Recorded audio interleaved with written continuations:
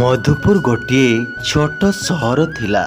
ସେଠାରେ ଲୋକମାନେ ନିଜ ନିଜ କାମରେ ବ୍ୟସ୍ତ ରହୁଥିଲେ, କିନ୍ତୁ ଗ୍ରାମରେ ଭୂତର ଭୟ ଥିଲା।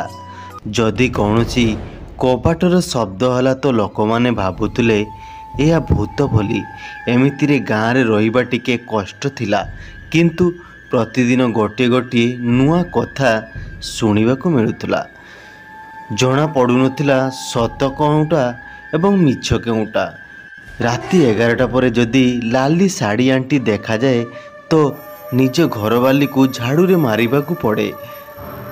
ତମେ ଏ କ'ଣ କହୁଛ? ମୋତେ ହସ ଲାଗୁଛି। କ'ଣ ଏହା ସତରେ? ହଁ, ଏହା ଶୁଣିବା କଥା, ହସର କଥା ହୋଇପାରେ, କିନ୍ତୁ ଏହା ଡରର କାରଣ ମଧ୍ୟ। ଜଣାନାହିଁ ଏଥିରେ କେତେ ସତ ଅଛି। ତମ ଗାଁ ବି ତ ବହୁତ ଅଜବ ଗାଁ ଅଟେ। ଏମିତି ଗାଁ କାହାରି ନଥିବ ମୁଁ ଭାବୁଛି। ହଁ, ଆଉ କୁହ, ତମ ଭୁତୁଣୀ ଆଣ୍ଟି କେଉଁଠାରେ ରୁହେ? ପ୍ରଥମ କଥା ହେଲା ସେ ମୋର ଆଣ୍ଟି ନୁହନ୍ତି, ଆଉ ଦ୍ୱିତୀୟ କଥା ହେଲା ମୋତେ ଜଣାନାହିଁ ସିଏ କେଉଁଠାରେ ରୁହନ୍ତି। ତମେ ତ ଭୁତୁଣୀ ଆଣ୍ଟି ବିଷୟରେ ଯେମିତି କହୁଛ, ତମେ ଆଗରୁ ଜାଣିଛ ତାଙ୍କୁ? ରିଙ୍କି ବହୁତ ଜୋରରେ ହସିଲା ଆଉ ରୋହନ ମନେ ମନେ ବହୁତ ରାଗିଗଲା।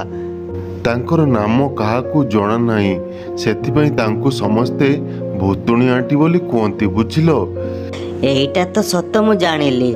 ଏହି ଗ୍ରାମରେ ସ୍ତ୍ରୀ ଲୋକଙ୍କୁ ବହୁତ ରେସ୍ପେକ୍ଟ ମିଳେ। ହୁଏତ ସେ ଭୁତୁଣୀ ବି ହେଇଥାଉ। ହଁ, ଦିଆଯାଏ। ତାହେଲେ ତମେ ଆମ ଗ୍ରାମରେ ଭୁତୁଣୀ ଆଣ୍ଟି ସହିତ ଦେଖା କରିବ। ବ୍ୟସ୍ତ ହୁଅ ନାହିଁ, ତମକୁ ମୁଁ ଆଜି ରାତିରେ ଦେଖା କରେଇଦେବି। ମୋତେ ଲାଗୁନି ତମେ ତାଙ୍କ କବଳରୁ ବଞ୍ଚିପାରିବ। ମୁଁ କାହାରିକୁ ଡରେ ନାହିଁ, ହେଲା? ସେ ଭୁତୁଣୀ ହେଉ ବା ମଣିଷ ହେଉ, ଆଉ ତମ ଭୁତୁଣୀ ଆଣ୍ଟି ବି ହେଉ। କାହିଁକି ନା ପ୍ରଥମରୁ ସେ ମୋର ଆଣ୍ଟି ନୁହନ୍ତି। ଠିକ୍ ଅଛି, ଆଜି ରାତିରେ ମୁଁ ତମକୁ ତାଙ୍କ ସହିତ ଦେଖା କରିଦେବି। କେତେ ମଜା କରୁଛ କର, ମଜା ବାହାରିଯିବ ତମର। ରୋହନ ଏବଂ ରିଙ୍କି ରାତିରେ ରାସ୍ତାରେ ଭୁତୁଣୀ ଆଣ୍ଟିକୁ ଦେଖା କରିବା ପାଇଁ ଯାଆନ୍ତି, କିନ୍ତୁ ସେଠାରେ କେହି ନାହାନ୍ତି। ଆରେ କୁଆଡ଼େ ଗଲେ ତମ ଆଣ୍ଟି? ରାତି ସାରା ଅପେକ୍ଷା କରିବାକୁ ପଡ଼ିବ ନା କ'ଣ? ସେ ଅଛନ୍ତି, ଆଉ ସେ ନିଶ୍ଚୟ ଆସିବେ। ତମେ ତମ ମୁହଁ ବନ୍ଦ ରଖ ଆଉ ଚୁପଚାପ ଦେଖ ଆଗକୁ କ'ଣ ହେଉଛି। ହଁ, ମୁଁ କ'ଣ ପାଟି କରୁଛି? ମୁଁ ତମକୁ ଖାଲି ପଚାରୁଛି। ସେମାନେ ଦୁହେଁ ପରସ୍ପର ଝଗଡ଼ା ଲାଗିଯାନ୍ତି। ହଠାତ୍ ସେହି ସମୟରେ ଲାଲି ଶାଢ଼ୀ ପିନ୍ଧି ଜଣେ ସ୍ତ୍ରୀ ଲୋକ ସେଠାକୁ ଆସିଲା। ଏଇ କ'ଣ ତମର ଭୁତୁଣୀ ଆଣ୍ଟି? ହଁ, ଏଇ ହେଉଛନ୍ତି ଆମର ଭୁତୁଣୀ ଆଣ୍ଟି। ହଉ ଦେଖିବ ତ, ଚାଲ ଏଠାରୁ ଚାଲ। ଆରେ ଦେଖିବାକୁ ତ ଦିଅ, କ'ଣ କରୁଛି ଇଏ? ମୋତେ ଦେଖି ଲାଗୁନାହିଁ ଇଏ ଭୂତ ବୋଲି, କିନ୍ତୁ ଲୋକମାନେ ଏହାକୁ ଭୁତୁଣୀ ବୋଲି କୁହନ୍ତି। ହେଲେ ତମକୁ କ'ଣ ଲାଗୁଛି? ଇଏ ତ ଭୁତୁଣୀ ନା ଆଉ କ'ଣ? ମୋତେ ତ ଲାଗୁଛି ଯେମିତି ଏ ଭୁତୁଣୀର ଆକ୍ଟିଂ କରୁଛି ବୋଲି। ତାପରେ ସେମାନେ ଦୁହେଁ ସେଠାରୁ ଯିବାକୁ ବସିଥିଲେ। ଭୁତୁଣୀ ଆଣ୍ଟି ସେମାନଙ୍କୁ ଦେଖିନେଲା। ତମେ ଦୁଇ ଜଣ କିଏ? ଏଠାରେ କ'ଣ ପାଇଁ ଆସିଛ? ମୋର ସାଙ୍ଗ କହିଲା ଆପଣ ଦେଖିବାକୁ ବହୁତ ସୁନ୍ଦର, ଆଉ ରୋହନ ମୋତେ ତମକୁ ଦେଖିବାକୁ ନେଇ ଆସିଲା। ହଁ ହଁ, ଇଏ ତମକୁ ଦେଖିବାକୁ ଜିଦି କଲା, ସେଥିପାଇଁ ମୁଁ ତମ ପାଖକୁ ନେଇ ଆସିଛି। ଭୁତୁଣୀ ଏକଥା ଶୁଣି ସେ ନିଜକୁ ଲାଜେଇ ଗଲା। ତମେ ଦୁଇ ଜଣ ମୋତେ ମିଛ କହୁନ ତ? ନା ନା, ଆମେ କାହିଁକି ଆପଣଙ୍କୁ ମିଛ କହିବୁ?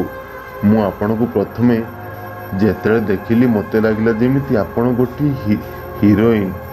କ'ଣ ସତରେ? ହଁ, ନୁହେଁ ତ ଆଉ କ'ଣ? ଆପଣଙ୍କ ଭଳି ଭୁତୁଣୀ ଏ ଏରିଆରେ ମିଳିବେ ନାହିଁ।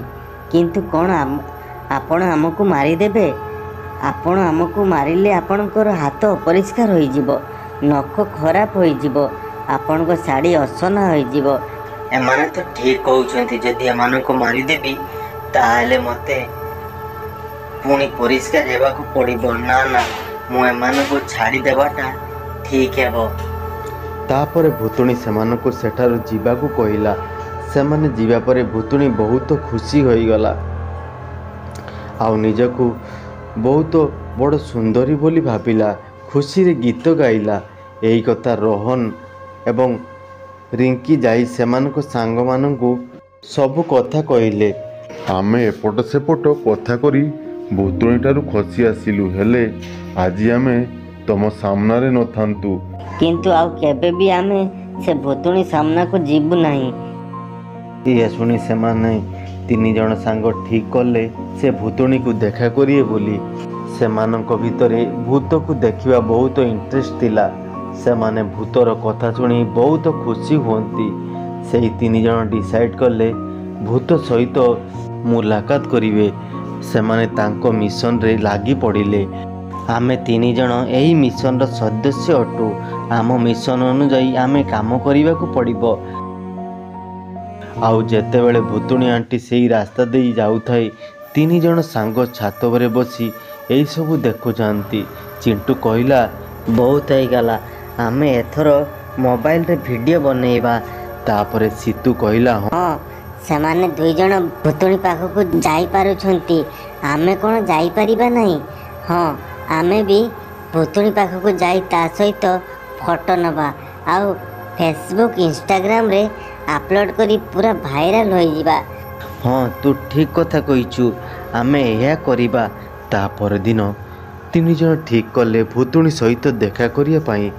ଯେତେବେଳେ ଭୁତୁଣୀ ରାସ୍ତାରେ ବୁଲୁଥାଏ, ସେ 3 ଜଣ ଭୁତୁଣୀ ପାଖକୁ ଗଲେ। ସେତେବେଳେ ରାତି 11ଟା ବାଜିଥାଏ, କିନ୍ତୁ ଗୋଟିଏ ବ୍ୟାଗରେ କିଛି ଲେମ୍ବୁ ଥାଏ। ଆରେ ଏଇଟା କ'ଣ? ଏଇଟା କୌଣସି ଖରାପ ଆତ୍ମାଠାରୁ ବଞ୍ଚିବା ପାଇଁ ଗୋଟିଏ ଜିନିଷ। ଆରେ ତୁ ବି ନା ଗୋଟିଏ ଡରୁଆ ଅଛୁ ହେଲା। କେତେ କ'ଣ ଡରୁଛ?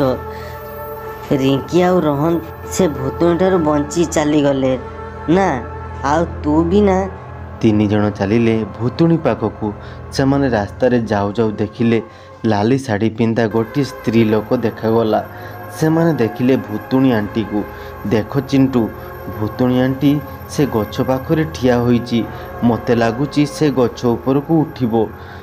ସେ ପ୍ରତିଦିନ ସେଇ ଗଛରେ ରହେ ବୋଧହୁଏ। ଆରେ ମଣ୍ଟି, କ୍ୟାମେରା ବାହାର କର, ଶୀଘ୍ର କ୍ୟାମେରା ବାହାର କର। ତାପରେ ମଣ୍ଟି କ୍ୟାମେରା ବାହାର କଲା ଆଉ ଚିଣ୍ଟୁ ଗୋଟିଏ ଫଟୋ ନେଲା। ଫଟୋର କ୍ଲିକ୍ର ସାଉଣ୍ଡ ଭୁତୁଣୀ ଆଣ୍ଟିକୁ ଶୁଭାଗଲା। ତମେମାନେ ଏତେ ରାତିରେ ମୋବାଇଲ ଧରି ଏଠାରେ କ'ଣ କରୁଛ? 3 ଜଣ ଭୁତୁଣୀ ଆଣ୍ଟିର ଏହି କଥା ଶୁଣି ପୁରା ଡରିଗଲେ। ସେମାନେ ଭାବିଥିଲେ ଭୁତୁଣୀ ଆଣ୍ଟିକୁ ଦେଖିବା ଯେତେ ସହଜ ସେଇଟା ହେଲା ନାହିଁ। ସେମାନେ ଏମିତି ଡରିଛନ୍ତି ଯେମିତି ସେମାନଙ୍କର ମା ସେମାନଙ୍କୁ ଚୋରି କରୁଥିବାରୁ ଧରି ପକେଇଛି। କିନ୍ତୁ ଗଲୁ ଭୁତୁଣୀକୁ ଦେଖି ବେହୋସ ହୋଇଗଲା ଆଉ ଚାରିଆଡ଼େ ମିଛ ପ୍ରଚାର ହୋଇଗଲା। ଭୁତୁଣୀ ଆଣ୍ଟି ଗୋଟିଏ ପିଲାକୁ ଝାଡ଼ୁ ପାହାରରେ ମାରି ଦେଇଛି। ସବୁ ଆମ ପରି ସ୍ମାର୍ଟ ନୁହନ୍ତି। କିନ୍ତୁ ସତ କଥା ହେଲା ଆଣ୍ଟି ମଣ୍ଟିକୁ ଧରି ଖାଲି ଗାଳି ଦେଇଥିଲେ। ରାତିରେ ବୁଲୁଛ, ଭୂତ ପାଟିକୁ ମୋତେ ଜଣେଇ ଦେବାକୁ ପଡ଼ିବ। ତାପରେ ଭୁତୁଣୀ ଆଣ୍ଟି ସେମାନଙ୍କୁ ସେଠାରୁ ଯିବାକୁ ଦେଇଥିଲେ। ଏପଟେ ଚିଣ୍ଟୁ ଛାନବିନ କଲା ଆଉ ସତ ଜାଣିପାରିଲା ଭୁତୁଣୀ ଆଣ୍ଟିଙ୍କ ନାମ ପୁଷ୍ପା ଦେବୀ, ରିଟାୟାର୍ଡ ଇତିହାସ ମାଷ୍ଟର। ଦିନେ ରାତିରେ ପୁଷ୍ପା ଦେବୀ ରାସ୍ତାରେ ଯାଉଥିଲେ। ସେ ଦେଖିଲେ ତାଙ୍କ ସାମ୍ନାରେ ତାଙ୍କ ଭଳି ଜଣେ ସ୍ତ୍ରୀ ଲୋକ ଆସିଲା। ତୁ ମୋତେ କପି କରୁଛୁ, ମୁଁ ହେଉଛି ଅସଲି। ଗୋଲୁ ମା ବାଲକନିରୁ ଦେଖିଲେ। ଆରେ ଭଗବାନ, ଡବଲ ଭୁତୁଣୀ। ତାପରଦିନ ଗୋଲୁର ମା ଗାଁ ଲୋକଙ୍କୁ ସବୁ କହିଲେ। ଆରେ କାଲି ରାତିରେ 2 ଭଉଣୀ ଝାଡ଼ୁ ନେଇ ଘୁରୁଥିଲେ, ମୁଁ ମୋ ନିଜ ଆଖିରେ ଦେଖିଲି। କେହି ଫଟୋ ନେଇଛ? ଆରେ କ୍ୟାମେରା ଡରରେ ଆପେ ଆପେ ବନ୍ଦ ହୋଇଗଲା। ପରେ ଜଣାପଡ଼ିଲା ଆଉ ଜଣେ ସ୍ତ୍ରୀ ଲୋକ ହେଉଛି ଆମର ଶକୁନ୍ତଳା ଦେବୀ। ସେ ଡ୍ରାମାରେ ଆକ୍ଟିଂ କରନ୍ତି, ଭୂତ ଗ୍ରୁପରେ ରୁହନ୍ତି। ସେହି କପଡ଼ା ପିନ୍ଧି ସେ ଆସିଯାଇଥିଲେ, କିନ୍ତୁ ସେହି କପଡ଼ା ବାହାର କରିବା ପାଇଁ ସେ ଭୁଲି ଯାଇଥିଲେ। ତାହେଲେ ତମେ ସତ ଭୁତୁଣୀ ନୁହଁ? ନା, ମୁଁ ଅସଲି ଭୁତୁଣୀ ନୁହେଁ, ମୁଁ ଖାଲି ସସ୍ପେନ୍ସ କ୍ରିଏଟ୍ କରୁଥିଲି। ଆଉ ସେଇ ଏରିଆରେ 2 ଭୁତୁଣୀ ଆକ୍ଟିଂ କରୁଥିଲେ। 2 ଜଣ ମିଶି ନାଇଟ୍ ୱାଚ୍ ମହିଳା ମଣ୍ଡଳ ଖୋଲିଲେ। ଆଉ ଯେଉଁ ପିଲା ରାତିରେ ବାହାରେ ବୁଲୁଥିଲା, ଶକୁନ୍ତଳା ଦେବୀ ଏବଂ ପୁଷ୍ପା ଦେବୀ ସେମାନଙ୍କୁ ଗାଳି ଦିଅନ୍ତି। ଆଉ ପିଲାମାନେ ରାତି ହେଲେ ବାହାରେ ବୁଲନ୍ତି ନାହିଁ। ଆଉ ଯେଉଁ ପିଲାମାନେ ଅତ୍ୟଧିକ ବଦମାସି କରନ୍ତି ସେମାନଙ୍କୁ ଭୂତର ଆକ୍ଟିଂ କରି ଭୟ ଦେଖାଇ ଘର ଭିତରକୁ ଯିବାକୁ କୁହନ୍ତି।